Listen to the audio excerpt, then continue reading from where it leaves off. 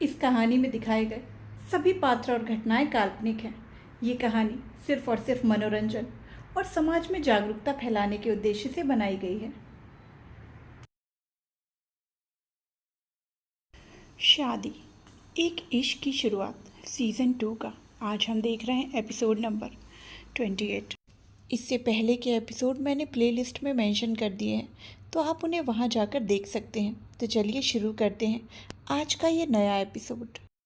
रोहन जैसे ही अपनी आंखें खोलता है और सामने देखता है तो उसी वक्त उस जगह से उसके सामने से वो लड़की उठकर चली जाती है। रोहन भी उसके पीछे उठकर जाने ही वाला होता है, पर उससे पहले झूला चलने लगता है। रोहन उसे पहचान तो नहीं पाया था, क्योंकि वो स्वरा की तरह बिल्कुल नहीं थी, लेकिन रोहन के अंदर के एहसास उसे कुछ और ही बता रहे थे।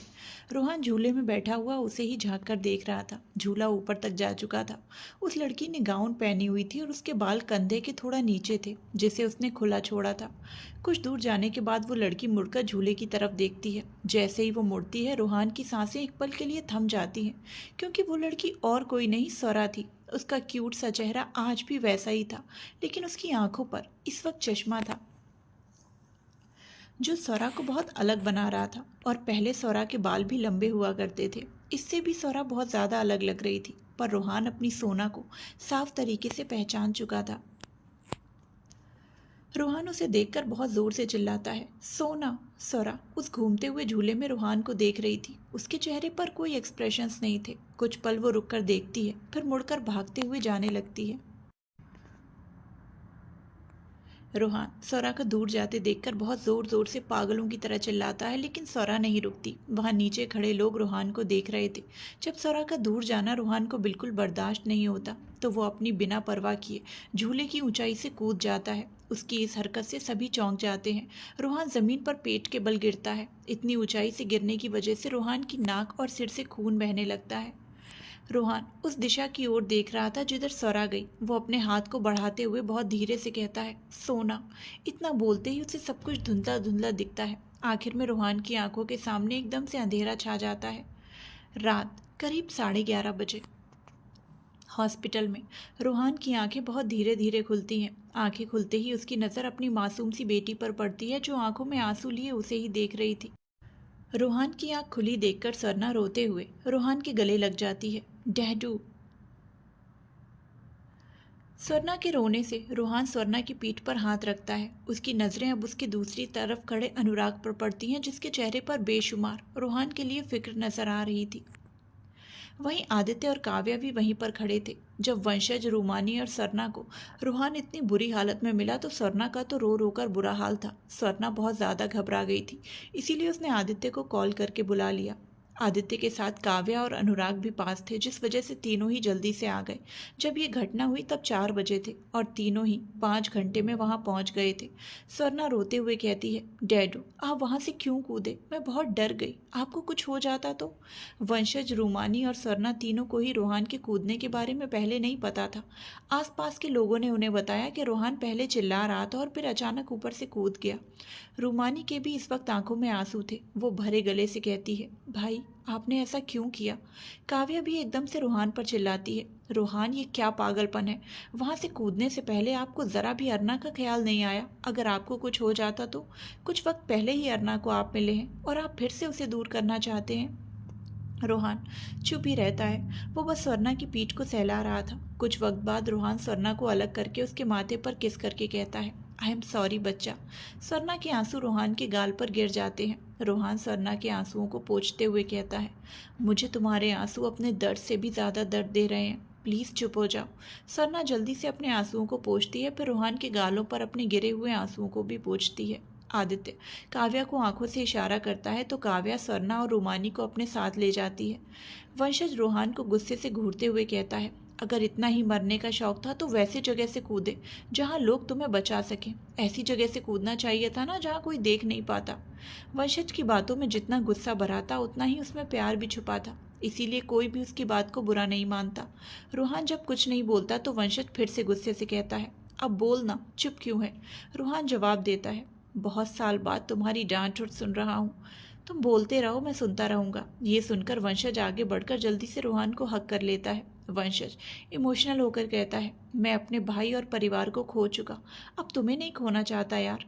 कुछ नहीं होगा मुझे, तुझ जैसा सच्चा दोस्त जो मेरे साथ है, रोहान वंशज की पीठ पर हाथ रखकर कहता है। वंशज अलग होकर खड़ा हो जाता है। रोहान की नज़र अब फिर एक बार अनुराग पर जाती है, जो रोहान को गले लगाने को बेकरार था, लेकिन वो रुका हुआ था। हर वक्त एक अनुराग ही तो था जो हमेशा दर्द में उसके साथ रहता था, उसके दर्द को हमेशा महसूस करता था, उसके दर्द को खुद का दर्द माना करता था। रोहान अनुराग से अब फिर से नजरें हटा लेता है। अनुराग का दिल तड़प उठता है। आदित्य आगे बढ़कर अनुराग के कंधे पर हाथ रखता है और धीरे से थपथपाता है। अनुराग आदित्य को देखता है तो आदित्य उसे आंखों से आगे बढ़ने का इशारा करता है। अनुराग पहले तो समझ नहीं पाता कि वो क्या करे, लेकिन जब उससे बिल्कुल भी रोहान का दर्द सहा नहीं जाता तो वो जल्दी से तेज कदमों से जाकर झट से रोहान को गले लगा लेता है। अनुराग की आंखों में इस वक्त बस तड़प दिख रही थी। वहीं रोहान चुप था, उसके चेहरे पर कोई भी एक्सप्रेशंस नहीं दिख रहे थे। अनुराग बहुत दर्द में कहता है, रोहान तो मुझसे बात न करके, मुझे नज़रअंदाज करके मुझे मौत से भी बदतर सज़ा दे रहे हो। फिर वो आगे कहता है, शायद सच में मुझे लगता है कि मैं ये डिज़र्व करता हूँ। मुझसे नफ़रत कर लो, लेकिन प्लीज़ मुझसे अपना दर्द दूर मत करो। रोहान अब धीरे से अनुराग की पीठ पर हाथ रखता है। रोहान को इस वक्त स्वरा की वो झलक याद आ रही थी, जिस स्वरा को वो कब से मरा हुआ समझ रहा था। वो तो कभी मरी ही नहीं थी। जिस मरे हुए स्वरा की वजह से वो अनुराग से नफ़रत करने लगा था, वो तो अभी भी जिंदा थी। रूहान अपनी ही हरकतों से बहुत ज़्यादा शर्मिंदा था। उसकी तो अनुराग से नज़रें मिलाने तक की हिम्मत नहीं हो रही थी। रूहान शर्मिंदगी से अपनी आंखें कसकर बंद कर लेता है। उसके मुंह से कोई शब्द ही नहीं निकल रहे थे। अनुराग अब रूहान को देखते हुए कहता है, रूहान तुम इतना ऊपर से कूदे क्यों थे? क्योंकि तुम पागल तो नहीं हो जो बिना मतलब के कूदोगे? आदित्य के सवाल करने से अनुराग रोहान से अलग होकर खड़ा हो जाता है। रोहान की आंखें अब भी बंद थीं और उसकी आंखों के सामने बस उस वक्त का सीन चल रहा था। उसे बार बार मुड़कर देखती हुई स्वरा दिख रही थी। रोहान अपनी यादों में खोया हुआ धीरे से कहता है, सोना। इतना बोलकर रोहान चुप हो जाता है। सभी ने उसकी बात सुन ली थी, जिससे तीनों ही शॉक्ड हो जाते हैं। रोहान आदित्य को देखकर कहता है, सोना जिंदा है। वंशज बहुत जोर से बोलता है, व्हाट? रोहान बहुत मुश्किल से उठकर बेड से टिक कर बैठता है और कहता है, हाँ, आज ही मैंने उसे देखा। वो मेरे बिल्कुल करीब आई थी, लेकिन पता नहीं क्यों वो मुझसे दूर चली गई। वंशज तुरंत बोलता है, लेकिन रोहान ये कैसे हो सकता है? हमने खुद उस विला को जलते हुए देखा और भाभी विला के अंदर ही थी। कहीं तुम्हें कोई गलतफहमी तो नहीं हो गई? क्योंकि अगर भाभी होती तो वो तुमसे दूर क्यों भागती? रोहान कहता है, मैं सोना को बहुत अच्छे से पहचानता हूँ। वो सोना ही थी। आदि भाई, मैं सच कह रहा हूँ, वो मेरी सोना ही थी। बोलते हुए रोहान आदित्य को देखता है। आदित्य उसकी बात सुनकर कुछ सोचने लगता है। अनुराग कुछ सोचते हुए कहता है, ऐसा भी तो हो सकता है कि उस वक्त स्वरा विला से निकल गई हो। रोहान को तो एक ही चीज़ खटक रही थी कि स्वरा उसे देखकर क्यों भागी, क्यों उससे दूर चली गई। आदित्य तीनों को इतना परेशान देखकर कहता है, ओके, मैं पता लगाता हूँ, लेकिन उससे पहले अरना को इसके बारे में मत बताना, क्योंकि अगर वो स्वरा नहीं हुई तो उसे बहुत ज़्यादा तकलीफ होगी। रोहान हाँ में सिर हिलाता है। वहीं कैंटीन में काव्या सरना को खाना खिला रही थी और उसे तसल्ली दे रही थी। रोहान अब बिल्कुल ठीक है और अब से वो ऐसा कुछ नहीं करेगा। रूमानी सरना के प्रति काव्या की ममता को देख रही थी। रूमानी के मुंह से अनजाने में ही निकल जाता है, भाभी, अयान और प्रिंसेस कैसे हैं? काव्या रूमानी को देखती है और कहती है, ठीक है रूमा, आप बताइए आप कैसी हैं, और आपका बेटा? इतना बोलते ही वो रुक जाती है। रूमानी हाँ में सिर हिलाती है। काव्या ये देखकर मुस्कुराते हुए कहती है, चलो अच्छा है, आप लोग खुश हैं और सुखी हैं। वैसे रूमा, कल परी की इंगेजमेंट है, तो अगर आपका दिल करे परी को आशीर्वाद देने का तो हमें बहुत खुशी होगी और परी भी बहुत खुश होगी। काव्या की ऐसी बातें सुनकर रूमानी को बिल्कुल भी अच्छा नहीं लगता। वो कहती है, भाभी, आप ऐसा क्यों कह रही हैं? काव्या मुस्कुराते हुए कहती है, हमें माँ ने सब कुछ बता दिया। आप किस तरह हमारे परिवार से अपने बेटे को दूर रख रही हैं और खुद को भी दूर कर रही हैं। काव्या मुस्कुराते हुए कह रही थी, पर एकदम से उसकी मुस्कुराहट गायब हो जाती है। काव्या रूमानी का हाथ पकड़कर कहती है, रूमा, हमें पता है कि आपने अपना बच्चा खोया है। आप बहुत दर्द में जिए हैं। आपको डर है कि फिर से वो सब ना हो जाए। लेकिन जब वंशज का कोई दुश्मन आप लोगों पर इसी तरह से अटैक कर दे, तो क्या आप उस वक्त वंशज को भी छोड़कर चली जाएंगी, उनसे भी दूर हो जाएंगी? काव्या की ये बात सुनकर रूमानी सिर झुका लेती है। उसे समझ आ चुका था कि उसने कितनी बड़ी गलती कर दी, अपने डर की वजह से अपने परिवार को दोषी समझकर। काव्या रूमानी के हाथ से अपना हाथ हटाकर कहती है, आपको अगर हमारी बात बुरी लगी तो हमें माफ़ कर दीजिएगा। काव्या जब अपने हाथ पीछे करती है तो इस तरह के शब्द बोलती है तो रूमानी को और ज़्यादा गिल्ट होता है और वो झट से काव्या के गले लगकर कहती है, आई एम सॉरी भाभी, प्लीज़ हमें माफ़ कर दीजिए। अनजाने में ही शायद हमने आदि भाई और अपने पूरे परिवार को जिम्मेदार ठहरा दिया। काव्या रूमानी की पीठ पर हाथ रख लेती है। दोनों को इस तरह देखकर सरना भी अब कुछ देर पहले के दुख को भूलकर मुस्कुराने लगती है। अगले दिन रोहान, स्वरा, रूमानी और वंशज गोवा आ चुके थे। जिस तरह से आदित्य ने कहा था, उसने स्वरा को खोजने के लिए आदमी लगा दिए थे। वंशज और रूमानी सभी से मिलते हैं। मिलने के दौरान विशाखा रूमानी से पूछती हैं, रूमा, रूवंश कहाँ है? रूमानी ये बात सुनकर थोड़ा उदास होकर के होती है, फिर कहती है, अब क्या बताऊं बड़ी माँ, जब भी कॉल करती हूँ हमेशा बस उसका बिजी ही रहता है। पता नहीं कौन से शहर में है, बिल्कुल वंश पर बच गया है, मेरी कोई बात नहीं सुनता। रूमानी ये कह ही रही थी, तभी वंशज बीच में उसकी बात काटते हुए कहता है, ओ हेलो, तुम्हारे दुलार ने उसे बिगाड़ दिया, इसीलिए मुझ पे दोष देना बंद करो। रूमानी उसे जवाब देने ही वाली होती है, पर तभी विशाखा बीच में बोलती है, वंश, रूमा, अभी बच्चे नहीं हो आप दोनों, सास ससुर बनने की उम्र हो गई और आप दोनों अब भी लड़ रहे हो।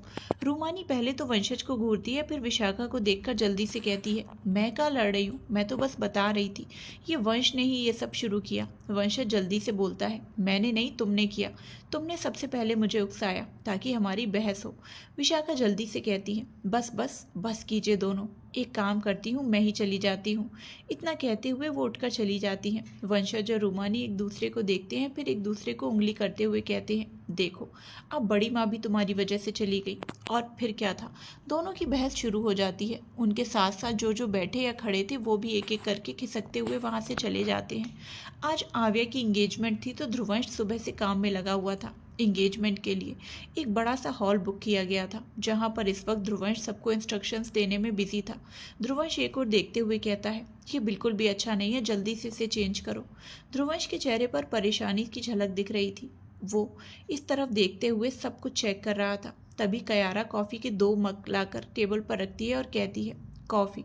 ध्रुवंश एक नज़र कॉफ़ी को देखता है, फिर मुस्कुराते हुए कयारा को देखकर कहता है, काम के वक्त कॉफ़ी काम नहीं आती, मेरे लिए यही सही है। इतना बोलते ही वो विस्की निकाल कर पीने वाला होता है, पर तभी कयारा उसका हाथ पकड़ लेती है। कयारा विस्की को लेकर ध्रुवंश से दूर करती है, फिर उसकी आंखों में देखते हुए कहती है, नशा करोगे? अगर करना ही है तो मेरे पास उससे भी ज़्यादा नशीली चीज़ है।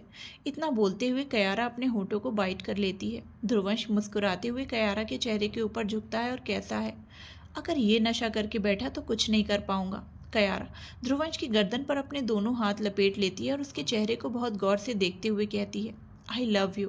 ध्रुवंश उसके ये बोलने से मुस्कुराने लगता है। कयारा अब एक कॉफ़ी कप पकड़ती है और ध्रुवंश के होठों से लगा लेती है। ध्रुवंश एक सिप कॉफ़ी लेता है, उसके पीते ही कयारा उसी कॉफ़ी सिप से पीने लगती है। ध्रुवंश ये देखकर एकटक कयारा को देखता है। कयारा ध्रुवंश के गाल पर हाथ रखकर कहती है, कैन आई किस यू? ध्रुवंश कयारा के हाथ पर अपने हाथ रखता है और फिर एकदम से उसे अपनी गोद में उठा लेता है। कयारा अपने दोनों पैर ध्रुवंश की कमर में लपेट लेती है। ध्रुवंश कयारा को एक कमरे में लेकर जाता है और दरवाज़ा बंद करते ही कयारा के होठों को अपने होठों के कब्जे में ले लेता है। कयारा के हाथ ध्रुवंश के बालों पर चलने लगते हैं। ध्रुवंश अपना हाथ कयारा की टॉप के अंदर ले जाकर उसकी कमर को सहलाता है। दोनों बहुत एग्रेसिवली एक दूसरे को किस कर रहे थे। ना ध्रुवंश के होंठ रुक रहे थे और ना ही कयारा के। किस करते करते ध्रुवंश कयारा को बेड पर ले जाता है। अब भी दोनों के होंठ अलग नहीं हुए थे। ध्रुवंश कयारा को बेड पर लिटाता है और उसके ऊपर आ जाता है। वो धीरे से कयारा के टॉप को थोड़ा नीचे करता है और उसके कंधे पर किस करता है। कयारा की आंखें बंद थी और उसके हाथ बस ध्रुवंश के गालों पर चल रहे थे। उसे ध्रुवंश का करीब आना बहुत ही अच्छा लग रहा था। कयारा तो हमेशा से ध्रुवंश के हमेशा बहुत करीब आना चाहती थी। ध्रुवंश आता भी था, लेकिन अपनी लिमिट क्रॉस नहीं करता था। कंट्रोल खोलने से पहले ही वो खुद को कंट्रोल कर लेता है। ध्रुवंश के होंठ कयारा की ऊपरी बॉडी में हर जगह चल रहे थे। कयारा के मुंह से अब हल्की सिसकी भी निकलने लगी थी। कयारा का टॉप नीचे गिर चुका था। कयारा ध्रुवंश के कान में धीरे से कहती है, I feel you very close mister Dhruvansh Suryavanshi. Dhruvansh kiss करते हुए कहता है, यू कांट हैंडल मी। बोलते ही वो धीरे से कयारा के कंधे पर बाइट कर लेता है। कयारा कसकर ध्रुवंश के कंधे को पकड़ लेती है। कुछ 1 घंटे बाद ध्रुवंश के होठ रुक जाते हैं। कयारा ध्रुवंश के सीने में चेहरा छुपाए हाँफने लगती है। ध्रुवंश भी लंबी लंबी सांसें ले रहा था। ध्रुवंश कयारा के बालों को सहलाते हुए धीरे से कहता है, आर यू फाइन? कयारा हाँ में जवाब देती है। ध्रुवंश मुस्कुराते हुए कयारा को अलग करके उसके गाल पर किस कर लेता है। कयारा भी मुस्कुराते हुए ध्रुवंश के माथे को चूम लेती है। रात का वक्त अनु अपने कमरे में रेडी होकर पूरी तरह से तैयार थी और एकटक आईने में खुद को देख रही थी। उसने इस वक्त ब्लू कलर की गाउन पहनी थी, बाल खुले हुए छोड़े थे और हल्का मेकअप कर रखा था। अनु का मन पूरी तरह से उदास था और उसका दिल धीरे धीरे टूट रहा था। सपना कमरे के अंदर आती है और अनु को ऊपर से नीचे तक देखती है। उसे देखते ही सपना की आंखों में आंसू छलक उठते हैं। सपना अनु के गाल पर हाथ रखकर कहती है, हाय मेरी बच्ची, कितनी प्यारी लग रही है। मैंने सोचा नहीं था कि आप इतने छोटे से इतनी जल्दी बड़ी हो जाओगी। आज अगर दी और जीजू होते तो आपको देखकर बहुत खुश होते। अनु कुछ नहीं कहती, बस बैठी हुई ही सपना को पकड़कर अपना चेहरा उसके पेट से सटा लेती है। सपना मुस्कुराते हुए अनु के बालों को सहलाने लगती है। अनु सामने देखते हुए खोई हुए कहती है, आई लव यू मम्मा। सपना मुस्कुराते हुए इसके चेहरे को पकड़ती है और फिर उसके चेहरे को पकड़कर अनु के माथे पर किस कर लेती है। सपना अब उससे अलग होकर कहती है, कुछ ही वक्त में हम लोग निकलने वाले हैं, आप यहीं बैठी रहिए, मैं आपको बुला लूँगी, ठीक है बच्चा। अनु हाँ में सिर हिलाती है तो सपना कमरे से निकल जाती है। अनु कुछ सोचते हुए अपना फ़ोन उठाती है, फिर शिवा को कॉल करने लगती है, पर उसे निराशा ही हाथ होती है क्योंकि शिवा का फ़ोन स्विच ऑफ था। अनु ये देखकर अचानक ही रोने लगती है। उससे ये सब बिल्कुल भी बर्दाश्त नहीं हो पा रहा था। अनु रोते हुए कहती है, क्यों किया तुमने ऐसा शिवा? क्यों अपनी कसम देकर मुझे रोक लिया? मैं किसी और की कभी नहीं होना चाहती। प्लीज़ आ जाओ ना मेरे पास, हम दोनों साथ में सब कुछ बता देंगे, सब मान जाएंगे। अनु अकेले में फूट फूट कर रोने लगती है। शिवा ने तो अब उससे भी दूरियां बना ली थी। दोनों के बीच बस काम की ही बात होती थी। रोने की वजह से अनु ने अपना सारा मेकअप खराब कर लिया था। उसकी आंखों में आंसू थे और दिल में दर्द था। दर्द के साथ वो बस अकेले रोती जा रही थी। वहीं दूसरी तरफ आव्या अपने आप को आईने में ऊपर से नीचे तक देख रही थी। उसने भी इस वक्त ब्लू कलर की गाउन पहनी थी। उसकी गाउन मोतियों की वजह से चमक रही थी। शॉपिंग के वक्त तो रुद्र ने वो ड्रेस फाड़ दी थी, लेकिन उसने आज सुबह ही उसके लिए डायमंड की ड्रेस लाई थी। आव्या डायमंड के साथ खुद भी चमक रही थी। आव्या फ़ोन को स्पीकर पर रखे हुए रुद्र से बात कर रही थी। वो सब कुछ उसे बता रही थी। आव्या कुछ सोचते हुए कहती है, वैसे रुद्र, तुम्हें नहीं लगता कि पार्टी में सिर्फ मैं चमकूंगी और सबकी नज़र मुझ पर टिकी रहेगी? उधर से रुद्र की आवाज़ आती है, जो नज़र तुम्हें देखेगी उस पर बस मेरा नाम होगा, और अगर किसी और का नाम हुआ तो वो दुनिया से अलविदा होगा। आव्या कंफ्यूज सी शक्ल बनाकर कहती है, ये शायरी थी या किसी को मारने की धमकी थी? रुद्र इस वक्त आव्या की बड़ी सी तस्वीर को देख रहा था। वो आव्या की तस्वीर को छूते हुए कहता है, मैं शायर नहीं हूँ जो शायरी सुनाऊँ। इतना कहते हुए वो बहुत ही गौर से आव्या के चेहरे को तस्वीर में देखता है और एक जुनून सा उसकी तस्वीर को छूते हुए कहता है, you are so innocent baby girl. Aavya मुँह बनाकर कहती है, इतनी भी इनोसेंट नहीं हूँ मैं। रुद्र अब चुप हो जाता है। आव्या बात करते हुए अचानक घूमती है तो उसे सामने आदित्य और काव्या दिखते हैं।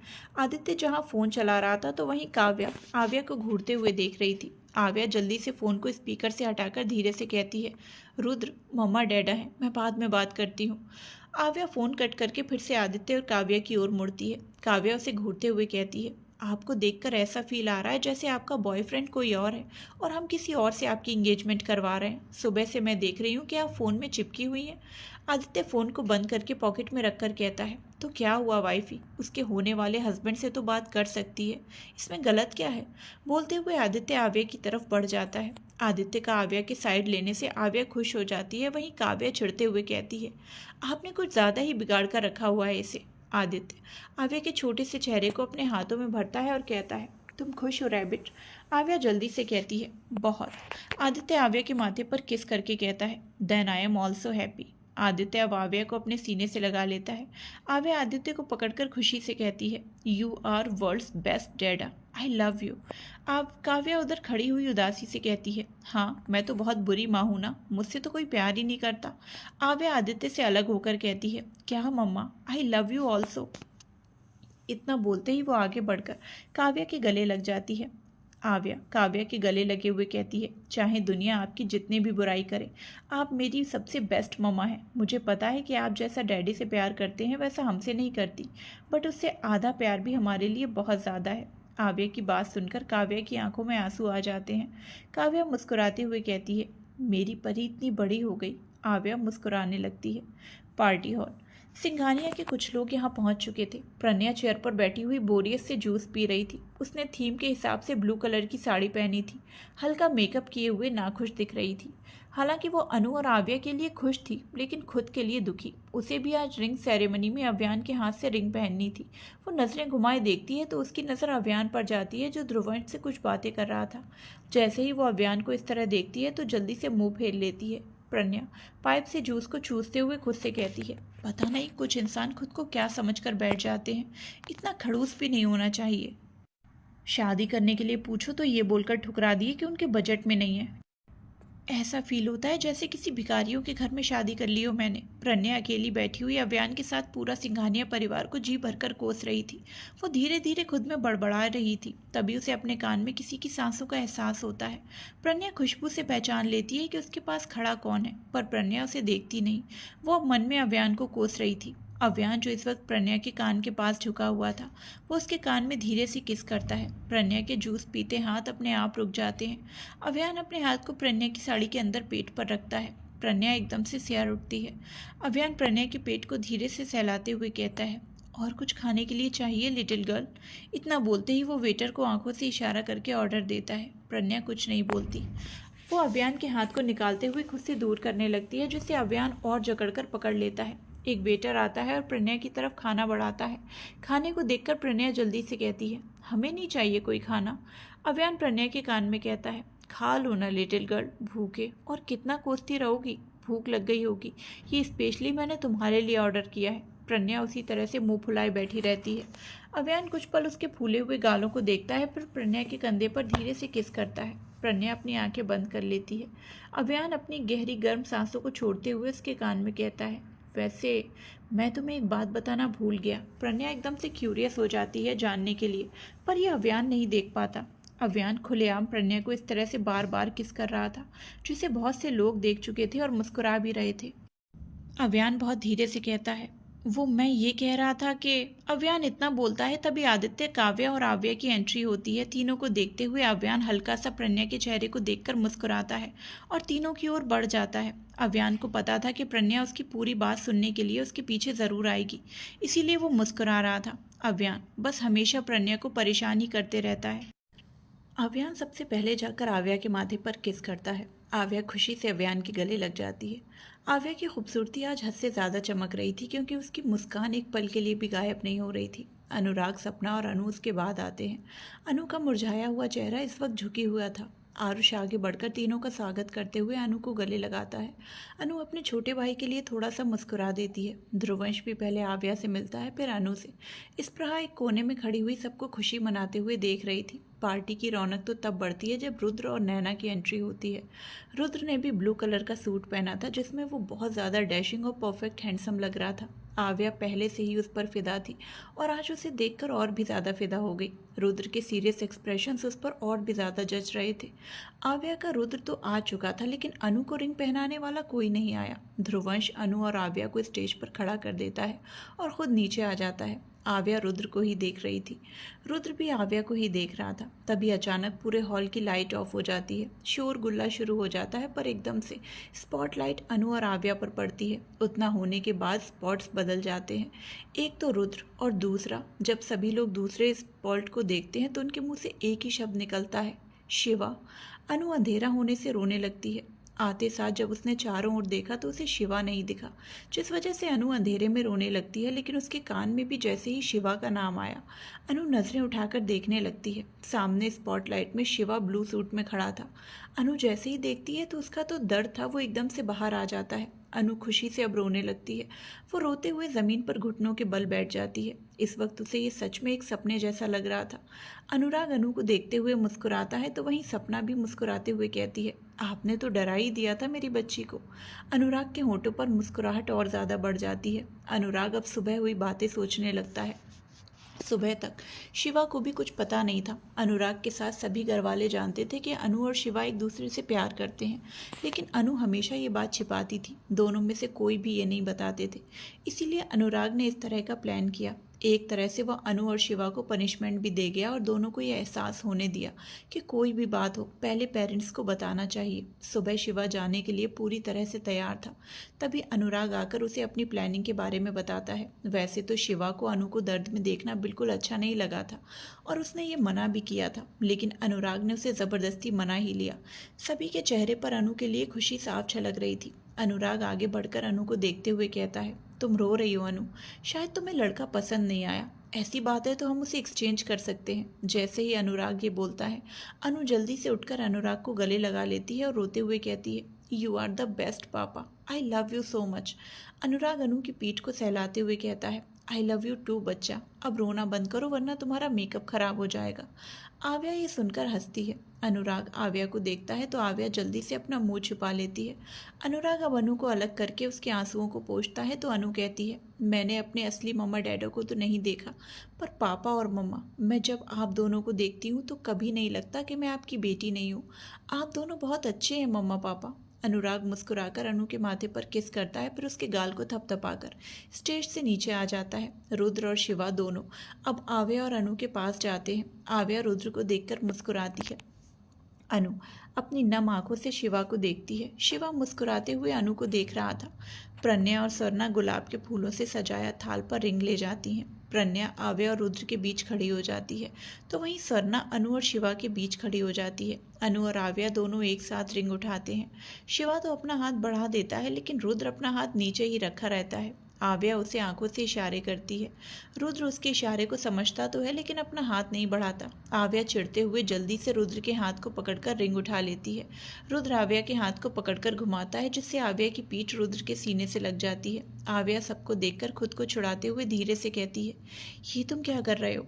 रुद्र झुककर आव्या के कान में कहता है, रिंग सेरेमनी इन रुद्र स्टाइल बेबी गर्ल। इतना बोलकर वो अपना हाथ आगे कर लेता है। आव्या मुस्कुराते हुए रुद्र को रिंग पहनाती है।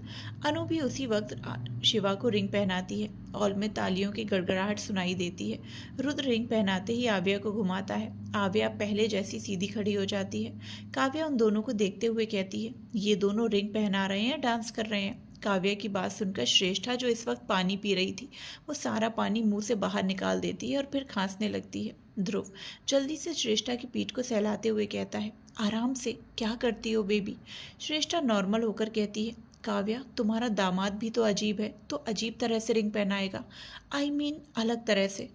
नैना उसकी बात सुनकर एकदम से कहती है, अजीब मतलब? मेरा बेटा कोई अजीब नहीं है, वो तो रोमांटिक तरीके से बस सेरेमनी को कर रहा है। प्रीत उनके बीच जल्दी से कहती है, उसे देखकर तो नहीं लगता कि उसे रोमांस भी आता है। नैना अपनी आंखें छोटी करके प्रीत को देखती है। स्टेज पर अब शिवा और रुद्र रिंग ले चुके थे। शिवा अनु के खूबसूरत हाथों को पकड़कर देखते हुए उसे रिंग पहना देता है तो वहीं आव्या आप देख रही थी कि रुद्र का क्या स्टाइल होगा। रुद्र एक घुटने के बल बैठकर आव्या को देखता है। उसे देखते हुए ही वो रिंग पहनाता है, फिर उसके हाथ पर किस करके उठ जाता है। रुद्र के किस करने से आव्या के गाल लाल हो जाते हैं क्योंकि यहाँ सब लोग थे तो कोई भी किस उसे शर्मिंदा कर दे। आव्या शर्मा ही रही थी, अचानक ही रुद्र आव्या की कमर को पकड़कर अपनी ओर खींच लेता है और बिना एक पल गवाए उसके होंठों पर अपने होंठ रख देता है। सभी जल्दी से अपने चेहरे पर हाथ रख लेते हैं। वहीं सामने खड़ी प्रज्ञा के हाथ से थाल गिर जाता है और वो भी जल्दी से खुद के चेहरे पर हाथ रख लेती है। आव्या तो एकदम शॉक थी, उसे तो जरा भी आइडिया नहीं था कि रुद्र ऐसा कुछ करेगा। रुद्र आव्या के होंठों पर कुछ वक्त तक कब्जा जमाता है, फिर छोड़ देता है। आव्या अपनी सांसें लेते हुए रुद्र को घूरती है। आव्या सबके सामने अब एम्बेरेस्ड होने वाली थी। रुद्र के लिप्स पर आव्या की लिपस्टिक के निशान अच्छे से दिख रहे थे। रुद्र अपने होठों से लिपस्टिक को साफ करते हुए कहता है, नाउ सेरेमनी इज कंप्लीट। वहां पर खड़ी प्रज्ञा थोड़ा जोर से कहती है, ये इंडियन सेरेमनी है ना कि क्रिश्चियन। रुद्र सेरेमनी पहले ही कंप्लीट हो चुकी थी, इसके लिए आपको एक्स्ट्रा कुछ करने की ज़रूरत नहीं थी। धीर ये सब सुनकर थोड़ा सा कांप जाता है। असल में बात यह थी कि रुद्र को किसी भी तरह के रिचुअल के बारे में नहीं पता था तो उसने सर्च करने की कोशिश की, पर वो सर्च करता उससे पहले ही उसकी नज़र धीर पर पड़ती है। धीर को भी रिचुअल के बारे में इतनी जानकारी नहीं थी। रुद्र ने जब धीर से ये पूछा कि रिंग सेरेमनी में क्या क्या होता है तो धीर ने जिस तरह क्रिश्चियन वेडिंग में लड़की को रिंग पहनाने के बाद लड़का किस करता है उसने वही बता दिया, क्योंकि उसने वही देखी थी, पर उसे आइडिया नहीं था कि ये इंडिया में नहीं होता। रुद्र की नज़रें अब धीर पर जाती हैं। धीर तो पहले से ही डर से कांप रहा था तो रुद्र के घूरने से वो और ज़्यादा कांपने लगता है। अब सभी ने अपने चेहरे से हाथ हटा लिए थे और रुद्र को ही घूर रहे थे। तभी आदित्य और ध्रुव एक साथ कहते हैं, इसमें कौन सा बड़ा पाप हो गया, ये नॉर्मल सी तो बात है, किस ही तो किया है और कुछ तो नहीं। अब सभी लोग आदित्य और ध्रुव को देख रहे थे। आव्या मन में यही सोच रही थी कि सच में वो जैसा चाहती थी, रुद्र में आदित्य और ध्रुव का ही गुण है और दोनों ही रुद्र के सपोर्ट में भी हैं। हॉल में अब पार्टी जारी रही। शिवा अनु साथ में बैठे बातें कर रहे थे। अनु बार बार अपनी रिंग को देखकर खुश हो रही थी। शिवा बस उसकी खुशी से भरे चेहरे को देखे जा रहा था। अनु के चेहरे पर एक अलग ही रौनक उसे दिख रही थी। अनु खुश होकर कहती है, आज मैं इतनी खुश हूँ कि क्या बोलूँ, कुछ समझ ही नहीं आ रहा। अनु बस उसकी खुशियों में खोया हुआ था, पर उसे अंदर ही अंदर एक बात परेशान किए जा रही थी। शिवा अनु का हाथ पकड़ता है और कहता है, अनु तुम खुश हो और मैं हमेशा चाहता हूँ कि तुम ऐसे ही खुश रहो, लेकिन मैं तुम्हें जिस तरह अभी तुम रहती हो वैसी लाइफस्टाइल मैं नहीं दे सकता। तुम्हें पता है ना कि मैं नॉर्मल सा तुम्हारा असिस्टेंट हूँ। अनु उसकी बात सुनकर समझ रही थी कि शिवा क्या कहना चाहता है। अनु उसके हाथों के ऊपर अपना हाथ रखकर कहती है, मुझे बस तुम चाहिए शिवा, और कुछ नहीं चाहिए मुझे। दौलत तो हम साथ मिलकर भी कमा सकते हैं। शिवा को अब भी कोई संतुष्टि नहीं मिलती। उसके मन में तो यही ख्याल आता रहता है कि अनु कितने अच्छे से रहती है। उसने बचपन से ही उसे देखा है, उसे किसी भी चीज़ की कोई कमी नहीं हुई थी, लेकिन अब जब वो उसके साथ जुड़ेगी तो उसे बहुत कुछ चेंज करना होगा। शिवा ये सब सोच ही रहा था, तभी अनु उसके हाथ में अपनी उंगली फंसा लेती है। शिवा होश में आकर अनु की तरफ देखता है। अनु उसे देखते हुए कहती है, शिवा प्लीज़ स्माइल करो कम से कम। मैं इतनी खुश हूँ और तुम पता नहीं किन ख्यालों में खोए हो। मेरी खुशी में तुम खुश नहीं हो। शिवा नाम में सिर हिलाता है और कहता है, ऐसी बात नहीं है, मैं तुम्हारे लिए बहुत खुश हूँ। अच्छा 1 मिनट छोड़ो, मैं अभी आता हूँ। अनु मुंह बिगाड़ते हुए कहती है, कहाँ जाना है? शिवा तुरंत जवाब देता है, वॉशरूम। अनु उसके हाथ को छोड़ देती है तो शिवा वहाँ से चला जाता है। अनु अपनी फैमिली की ओर देखती है जो साथ में बैठकर एंजॉय कर रहे थे। बच्चे अलग बैठे थे, बड़े अलग और कपल्स अलग। वहीं अप्रीता का फ़ोन डेड हो चुका था तो वो एक कमरे की ओर बढ़ जाती है। अप्रीता एक कमरे में जाती है तो उसकी नज़र कमरे के अंदर बैठे रोनी पर पड़ती है, जो अपने एक हाथ में फ़ोन और दूसरे हाथ में ड्रिंक लिए बैठा था। वो सोफे से टिक कर बैठा हुआ था और उसकी आंखें इस वक्त बंद थीं। अप्रीता उस पर से नज़रें हटाए अपने फ़ोन को चार्ज पर लगा देती है। अप्रीता वहाँ से जाने लगती है तभी उसे रोनी की आवाज़ सुनाई देती है, मासूम सी लगती थी तुम मुझे, मोहब्बत में डूबा था तुम्हारी, फिर क्यों तुमने मुझे इतना बड़ा धोखा दिया? मोहब्बत कोई खिलौना नहीं जो तुम खेलकर चली गई। अप्रीता को बहुत अजीब लगता है। वो मुड़कर रोनी को देखती है तो उसकी आंखें अब भी बंद थी। असल में रोनी अपने ख्यालों में बोल रहा था। उसे अप्रीता के यहाँ होने का कोई होश नहीं था।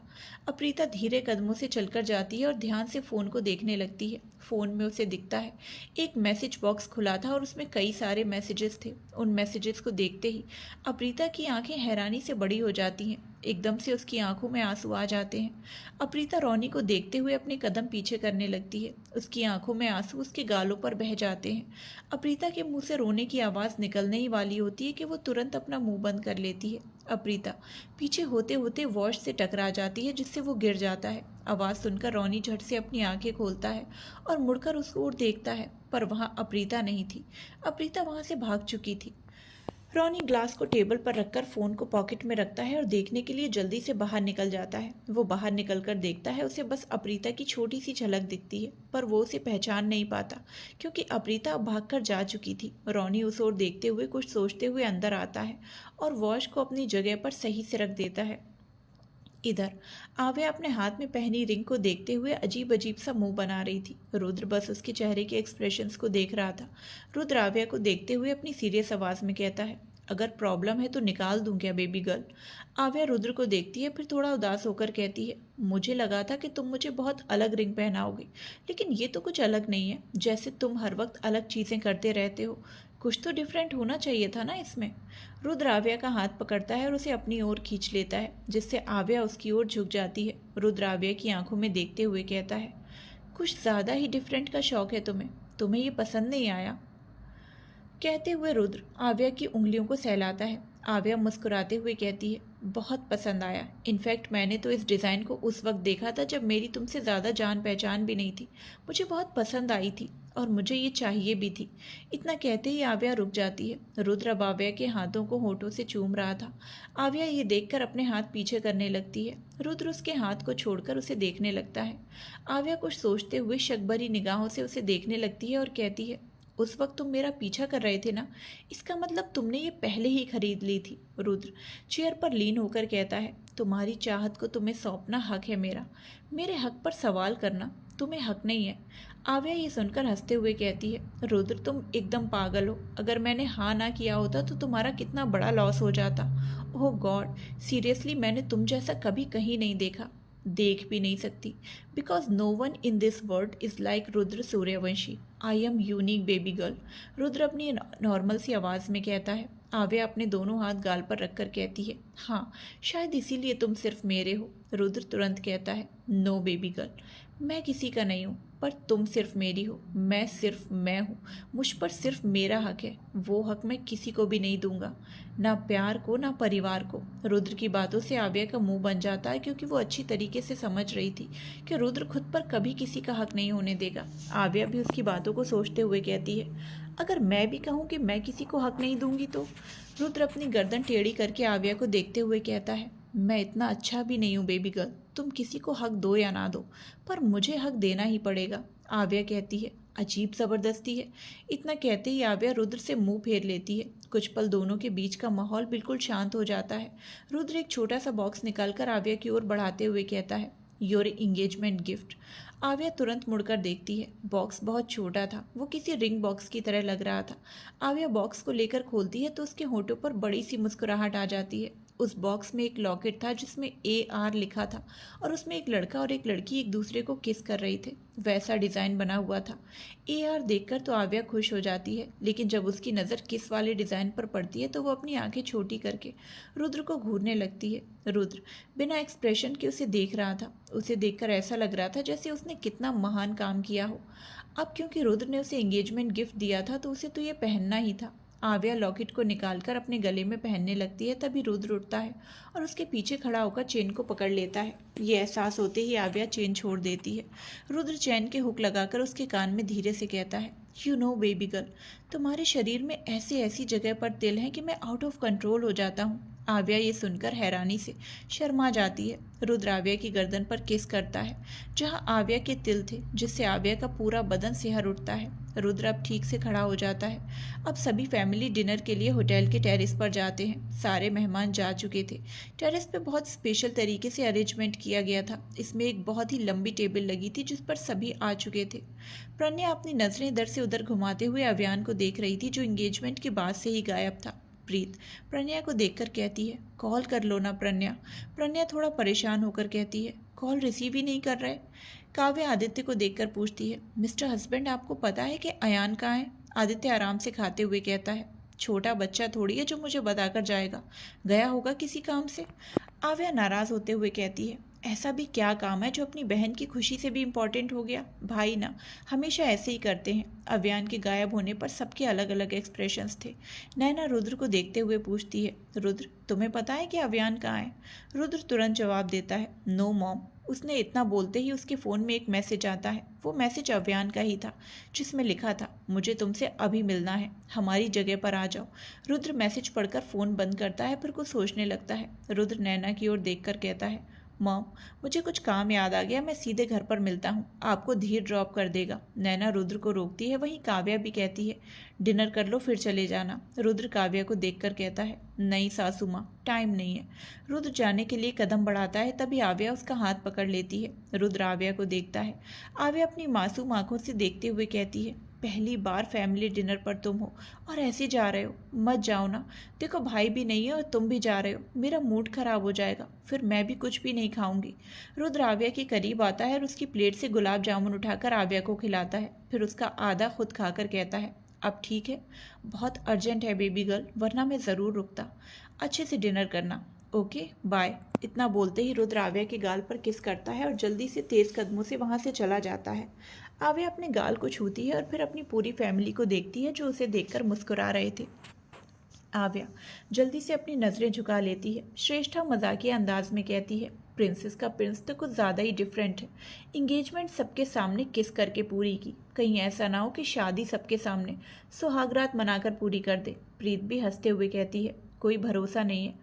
पूरी फैमिली अब हंसने लगती है और आव्या को टीज करने लगती है। आव्या शर्म से नजरें ही नहीं उठाती। दूसरी ओर रुद्र जल्दी से उस जगह पर पहुंच जाता है जहां अव्यान और वो हमेशा मिला करते थे। वहां पहुंचकर अव्यान देखता है तो अव्यान चांद की रोशनी में खड़ा होकर समुद्र की लहरों को देख रहा था। रुद्र उसकी ओर बढ़ता है और उसके एकदम पीछे खड़ा होकर कहता है, व्हाट हैपेंड? तुमने मुझे यहाँ क्यों बुलाया? अव्यान कुछ पल शांत रहता है, फिर उसी शांति में पूछता है, हमारा रिश्ता क्या है? अव्यान का सवाल रुद्र को बहुत अजीब लगता है। वो कंफ्यूज्ड होकर कहता है, रिश्ता क्या है मतलब? हम दोस्त हैं, क्या तुम्हें ये याद नहीं रहा? Are you trust me? Avyaan एकदम से पूछता है। रुद्र अव्यान के अजीब बर्ताव को देखकर एकदम से कहता है, खुशी से ज़्यादा चढ़ा लिए क्या? कैसी अजीब अजीब सवाल कर रहे हो? ऑफ कोर्स मैं तुम पर ट्रस्ट करता हूँ, इनफैक्ट हद से ज़्यादा करता हूँ। अव्यान कुछ देर तक चुप हो जाता है, फिर थोड़ी देर में पूछता है, where are our baby princess? Avyaan के सवाल से रुद्र के चेहरे पर अजीब से एक्सप्रेशंस आ जाते हैं। उसका मुंह बंद हो जाता है। बहुत देर तक जब रुद्र जवाब नहीं देता तो अव्यान रुद्र की ओर मुड़ता है। रुद्र जमीन को देख रहा था। अव्यान उसकी नज़र को देखकर कहता है, you hide her from me.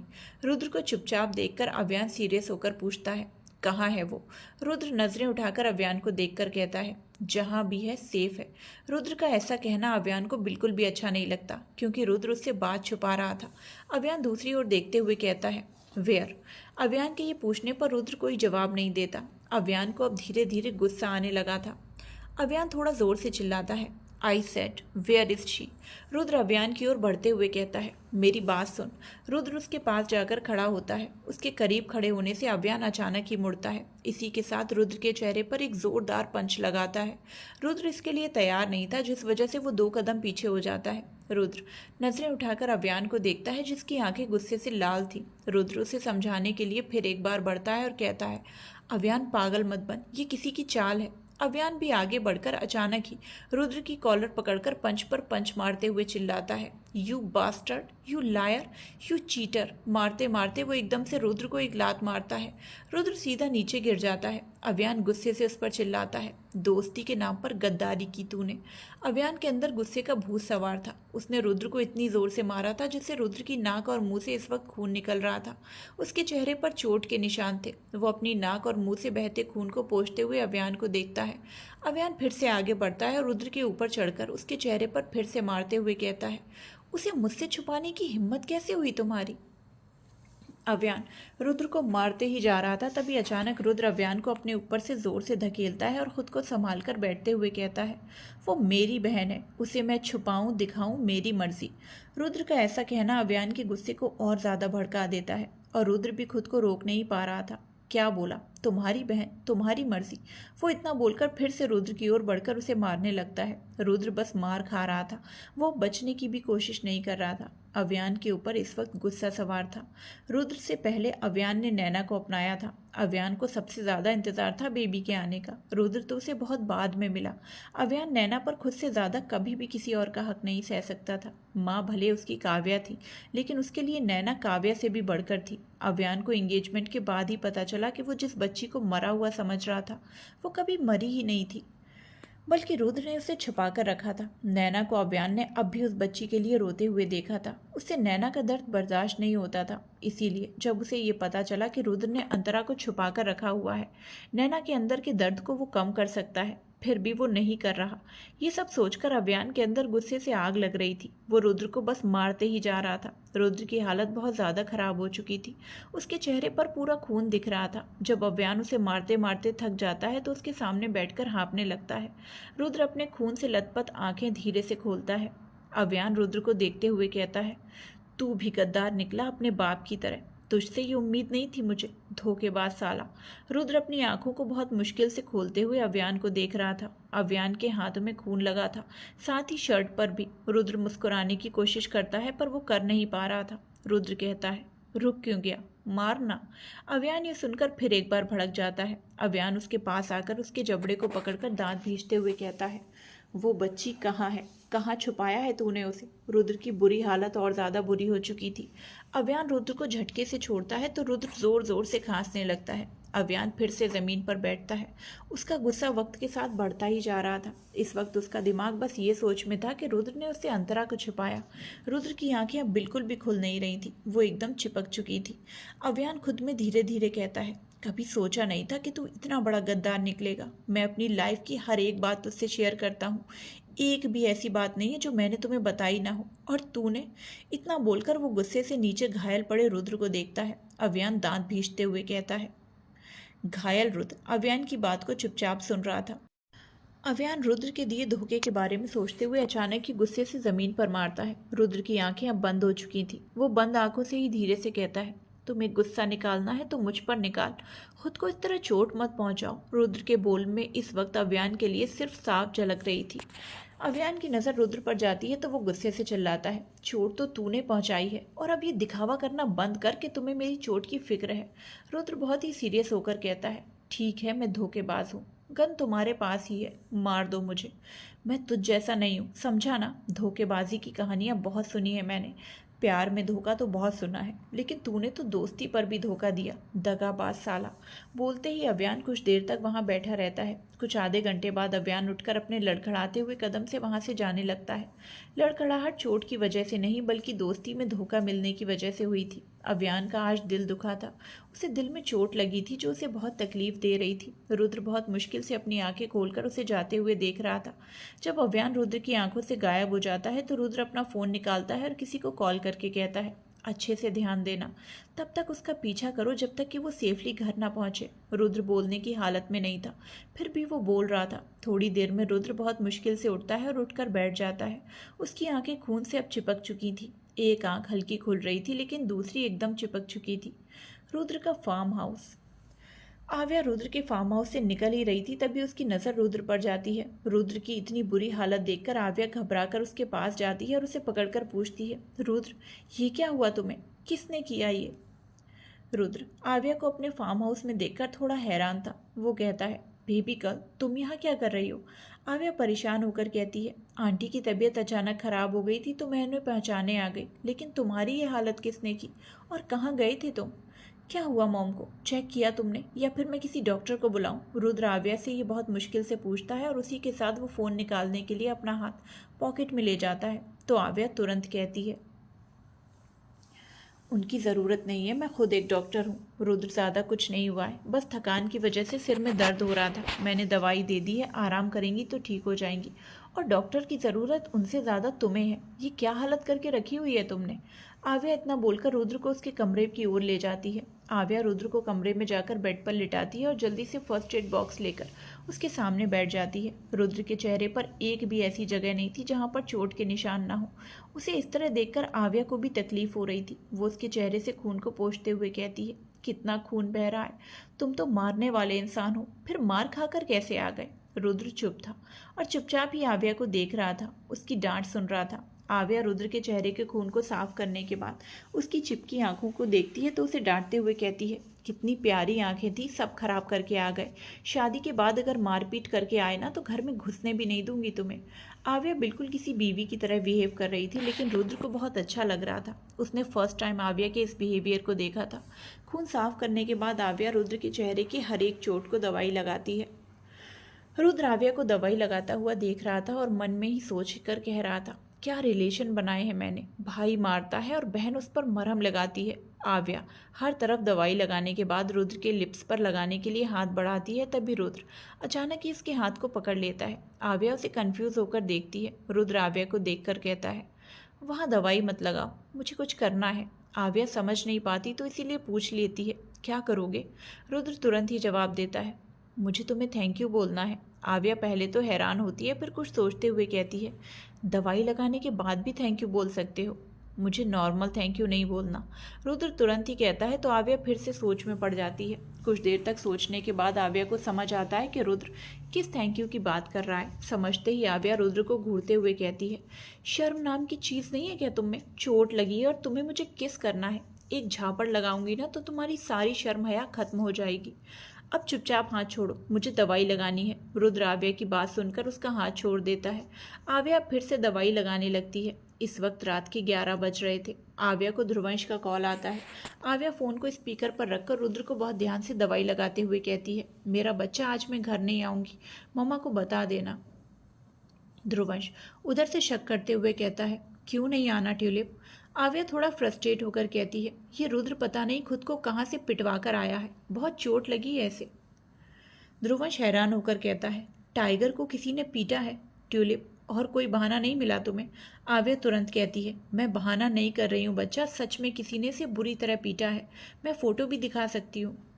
मुझे बेवकूफ़ बनाने की ज़रूरत नहीं है ट्यूलिप। मुझे पता है कि तुम्हें उसके साथ टाइम स्पेंड करना है। मैं मम्मा को बोल दूंगा कि नैना आंटी की तबीयत ज़्यादा ख़राब हो गई है, इसीलिए तुम नहीं जा पाओगी। इतना कहते ही ध्रुवंश कॉल कट कर देता है। आव्या फ़ोन को देखकर रुद्र से कहती है, देखा, अंश को यकीन ही नहीं हुआ कि तुम पिट कर आए हो। और कोई भी यकीन नहीं करेगा। अब बताओ, किससे पिट कर आए हो? रुद्र उस वक्त को याद करने लगता है जब वो अव्यान के हाथों से मार खा रहा था। वो याद करते हुए रुद्र बिना कुछ बोले बेड पर लेट जाता है। आव्या को भी समझ आ रहा था कि रुद्र को रेस्ट की ज़रूरत है, इसीलिए वो और बताने के लिए फोर्स नहीं करती। आव्या रुद्र को कंबल से कवर करती है, तभी रुद्र उसे खींच लेता है। आव्या सीधा उसके ऊपर गिर जाती है। आव्या एकदम से कहती है, ये क्या कर रहे हो? रुद्र आव्या को अपनी साइड में लिटाकर कहता है, हस्बैंड वाइफ वाली फीलिंग आ रही है बेबी गर्ल। अच्छा हुआ तुम यहाँ रुक गई। आव्या तुरंत कहती है, रुकी हूँ इसका मतलब ये नहीं कि मैं तुम्हारे साथ सोने वाली हूँ। छोड़ो मुझे, मैं दूसरे कमरे में जाती हूँ। रुद्र उसे तुरंत पकड़कर कहता है, बिल्कुल नहीं, तुम मेरे पास, मेरे करीब सोगी। आव्या छूटने की कोशिश कर रही थी पर कर ही नहीं पा रही थी, इसीलिए वो हार मानकर ठीक है बोलती है। रुद्र आव्या को अपने सीने से छुपाकर अपनी आंखें बंद कर लेता है। आव्या भी अपनी आंखें बंद कर लेती है। रुद्र आंखें बंद किए हुए मन में कहता है, जब कुछ ना हुआ तो दोस्ती पर वार कर दिया, बहुत भारी पड़ेगा, चाहे जितना भी शातिर खिलाड़ी हो, जितना तो हमें ही है। बोलते हुए रुद्र के होंठों पर मिस्टीरियस स्माइल आ जाती है। सुबह के करीब 7 बजे रुद्र की नींद बहुत मुश्किल से खुलती है, क्योंकि उसे आंखों में बहुत चोट आई थी तो उसकी आंखें खुलने का नाम नहीं ले रही थी। वो बहुत मुश्किल से अपनी आंखों को खोलने की कोशिश करता है और इसी कोशिश में उसकी आंखें खुल भी जाती हैं। आंखें खुलते ही उसे एहसास होता है कि बेड पर उसके सिवाय कोई नहीं है, वो अकेला है। आव्या इस वक्त उसके साथ बेड पर नहीं थी। रुद्र उठने ही वाला होता है, तभी उसकी नज़र अव्यान पर पड़ती है, जो सोफे पर बैठा हुआ उसे ही देख रहा था। एक पल के लिए तो रुद्र को विश्वास नहीं होता कि सामने अव्यान बैठा है, पर जब अव्यान उठकर खड़ा होता है तो उसे पूरी तरह विश्वास हो जाता है कि यह अव्यान ही है। अव्यान चलते हुए रुद्र के पास आता है और सामने खड़ा हो जाता है। रुद्र भी उठकर बैठ जाता है। अव्यान रुद्र की चोटों को बहुत अच्छी तरीके से देखने लगता है। रुद्र भी अव्यान के एक्सप्रेशन को देख रहा था। अव्यान के एक्सप्रेशंस नॉर्मल थे। वो बहुत ही गौर से अपने दिए हुए जख्मों को रुद्र के शरीर पर देख पा रहा था। उसे इस बात का अफसोस हो रहा था, लेकिन ये उसके चेहरे पर बिल्कुल भी नहीं दिख रहा था। कमरे में बिल्कुल शांति थी। तभी रुद्र शांति को भंग करते हुए अव्यान को बहुत ही गौर से देखते हुए कहता है, मुझे पता था कि तुम ज़रूर आओगे, लेकिन ये नहीं पता था कि इतनी जल्दी आ जाओगे। अव्यान अपनी नज़रें दूसरी ओर करते हुए कहता है, मुझे जब सच्चाई पता चली तो पता नहीं मेरा गुस्सा कंट्रोल ही नहीं हुआ और बिना सोचे समझे मैंने तुम्हें चोट पहुंचा दी। रुद्र ये सुनकर उठकर बेड से खड़ा होता है और फिर खड़े होकर कहता है, तो कब रियलाइज़ हुआ कि तुमने मुझे कुछ ज़्यादा ही चोट पहुंचा दी? अव्यान अपनी नज़रें इधर उधर करते हुए कहता है, ज़्यादा दर्द तो नहीं हो रहा है? अव्यान ये पूछते हुए रुद्र को बिल्कुल भी नहीं देख रहा था। वो उसी तरह से दूसरी ओर नजरें किए हुए कहता है, तुम चाहो तो तुम मुझे भी मार सकते हो। उसके इतना कहते ही उसके मुंह पर एक जोरदार पंच लगता है। अव्यान एक कदम पीछे हो जाता है। उसे एक पल के लिए तो समझ ही नहीं आया कि अचानक क्या हुआ। अव्यान कुछ पल के लिए तो वैसा ही रहता है, फिर अपनी नज़र उठाकर रुद्र को देखता है, जो शांति से खड़ा था। अव्यान के होंठों के कोनों से इस वक्त खून निकलने लगा था। रुद्र ने उसे बहुत जोरों से मारा था। अव्यान अपने अंगूठे से होंठों के साइड के खून को पोंछते हुए रुद्र को देखता है, जो वहीं रुद्र उसके खून को देखकर कहता है, मैं इतना अच्छा भी नहीं हूँ कि तुम्हें छोड़ दूँ। कल मारा नहीं था क्योंकि तुम हर्ट हुए थे, बट अब जब तुम्हें रियलाइजेशन हो चुका है तो मैं छोड़ूंगा भी नहीं। रुद्र की बात सुनकर अव्यान धीरे से मुस्कुराता है, फिर दोनों ही साथ में बढ़कर एक दूसरे को एकदम से गले लगा लेते हैं। उनकी दोस्ती इतनी कमज़ोर नहीं थी कि कोई आए और दोनों के बीच प्रॉब्लम क्रिएट करे तो तुरंत दोनों बिछड़ जाएं। कुछ वक्त बाद रुद्र और अव्यान अलग होते हैं। रुद्र अपनी शर्ट के बटन खोलते हुए कहता है, मार खाने से मुझे ही कल फ़ायदा हुआ है। मेरी बेबी गर्ल के साथ रात बिताने का वक्त मिल गया। ये सुनकर अव्यान उसे घूरता है। रुद्र अपनी शर्ट उतारकर बेड पर फेंकता है। उसे अचानक याद आता है कि आव्या कमरे से गायब है। रुद्र अपना फ़ोन उठाकर आव्या को कॉल करता है। कॉल की कुछ रिंग्स के बाद ही आव्या कॉल रिसीव करती है। उसके रिसीव करते ही रुद्र कहता है, where are you baby girl? उधर से आव्या कहती है, मैं घर पर हूँ, 5 बजे वापस आ गई थी। तुम सो रहे थे इसीलिए मैंने तुम्हें नहीं उठाया। रुद्र कॉल स्पीकर पर रखता है और फ़ोन को बेड पर फेंक कर कहता है, वैसे तुम्हें कल रात नींद तो अच्छी आई ना बेबी गर्ल? आव्या उधर से कहती है, तुम बहुत परेशान करते हो रुद्र। तुम्हें पता है तुम कितने हार्ड हो। मैं तुम्हें दूर करते करते थक गई। कॉल स्पीकर पर था तो अव्यान भी ये सब कुछ सुन रहा था। ये सब सुनकर वो फ़ोन को घूरने लगता है। रुद्र कबर्ड से टॉवल निकालते हुए हल्के से मुस्कुराता है। उसने जानबूझकर ऐसा सवाल किया था और उधर आव्या भी ऐसे जवाब दे रही थी कि कोई भी गलत समझ जाए। वैसे तो रुद्र अव्यान को चिढ़ाने की कोशिश कर रहा था। रुद्र टॉवल लेकर अपनी कमर पर लपेटते हुए कहता है, इतनी जल्दी थक गई बेबी गर्ल। आव्या भी उधर से जवाब देती है, जल्दी? तुम्हें पता है तुमने पूरी रात ढंग से सोने नहीं दिया। अव्यान ये सुनकर अपनी मुट्ठी को एकदम से कस लेता है। वो ये सब सुन नहीं पा रहा था। हाँ, उसे पता था कि रुद्र और आव्या की शादी होने वाली है, दोनों की इंगेजमेंट हो चुकी है, पर फिर भी उसे गुस्सा आ रहा था। रुद्र अपनी कवर पर टॉवल लपेटने के बाद पैंट को खोलकर बेड पर फेंक देता है। कल तुम्हें मेरे साथ रात बिताने में अच्छा तो लग रहा था ना बेबी गर्ल? रुद्र तिरछी नज़रों से अव्यान को देखते हुए ये पूछता है, जिस पर अव्यान भी बुरी तरह रिएक्ट करने लगता है। उधर से आव्या जवाब देती है, हाँ अच्छा तो लगा था। आव्या इसके आगे कुछ बोलती, अव्यान तुरंत आगे बढ़कर फ़ोन को कट कर देता है और फिर रुद्र की ओर मुड़कर उसे घूर कर देखने लगता है। रुद्र अव्यान को देखकर ऐसे एक्सप्रेशंस देता है जैसे वो इनोसेंट है। रुद्र सवाल भरी नज़रों से कहता है, व्हाट? अव्यान उसे उसी तरह घूरते हुए कहता है, ये क्या बकवास है? इसमें बकवास जैसा क्या है? रुद्र नॉर्मल सा जवाब देता है, जिसे सुनकर अव्यान कुछ कहने वाला होता है कि तभी रुद्र का फ़ोन फिर से बजता है। अव्यान की नज़र फ़ोन की स्क्रीन पर पड़ती है जिसमें आव्या का नाम फ्लैश हो रहा था। अव्यान जल्दी से फ़ोन रिसीव करता है तो उधर से आव्या की आवाज़ आती है, क्या हुआ? अचानक से कॉल क्यों कट कर दिया? आव्या की प्यारी सी आवाज़ आते ही इधर से अव्यान की भारी सी आवाज़ आती है, रैबिट? आवाज़ सुनकर आव्या थोड़ी हैरान होकर कहती है, भाई आप रुद्र के पास हैं क्या? अव्यान उसकी बातों का बिना जवाब दिए सवाल करता है, रैबिट कल तुम यहाँ रात में क्या कर रही थी? आव्या थोड़ा कंफ्यूज्ड हो जाती है। वो थोड़ा सोचते हुए जवाब देती है, भाई रुद्र को चोट लगी थी तो मैं उसके पास ही रुक गई। अव्यान कुछ सोचते हुए थोड़ी देर में फिर पूछता है, हाँ तो तुम रुकी थी तो कहाँ रुकी थी? मतलब किस कमरे में? अव्यान के ऐसे सवाल से रुद्र मन ही मन बहुत ज़्यादा हंस रहा था। आव्या थोड़ा अनकंफर्टेबल होकर कहती है, भाई वो मैं रुद्र के साथ उसके कमरे में थी। आव्या के ये कहते ही अव्यान थोड़ा सख्ती से कहता है, इंगेजमेंट हुई है तुम दोनों की, शादी नहीं हुई है। आव्या जल्दी से खुद को संभाल कर कहती है, हाँ भाई मुझे पता है, आप जैसा समझ रहे हैं ऐसा कुछ भी नहीं है हमारे बीच, ऐसा कुछ नहीं हुआ। अव्यान अब रुद्र की ओर देखता है। रुद्र के होठों पर मुस्कुराहट थी। ये देखकर अव्यान चिढ़ते हुए कॉल कट कर देता है। रुद्र मुस्कुराते हुए अव्यान से कहता है, कर ली पूछताछ? बहुत शक्की इंसान हो, अपनी बहन और दोस्त पर ज़रा विश्वास ही नहीं है। बोलते ही रुद्र शर्ट और पैंट को उठाकर वॉशरूम चला जाता है। अव्यान बस उसे घूरता रह जाता है। कुछ देर बाद स्टडी रूम में रुद्र और अव्यान बैठे हुए थे। दोनों के ही चेहरे पर सीरियस एक्सप्रेशंस थे। अव्यान की नज़रें इस वक्त बाहर की ओर थीं। रुद्र बस अव्यान को देख रहा था। उसे पता था कि अव्यान इस वक्त सिर्फ उससे सच्चाई जानने आया है। रुद्र बहुत देर बाद अव्यान को देखकर कहता है, जब अस्पताल के उस कमरे में आग लगी थी तो मैंने बेबी प्रिंसेस को बचा लिया था। ये कोई नॉर्मल आग नहीं लगी थी, किसी ने साजिश की थी। जब मुझे ये बात पता चली तो मैं बेबी प्रिंसेस की सेफ्टी के लिए उसे खुद से दूर भेज दिया। अव्यान जैसे ही ये सुनता है तो उसे उस दिन की याद आ जाती है जब अस्पताल में आग लगी थी।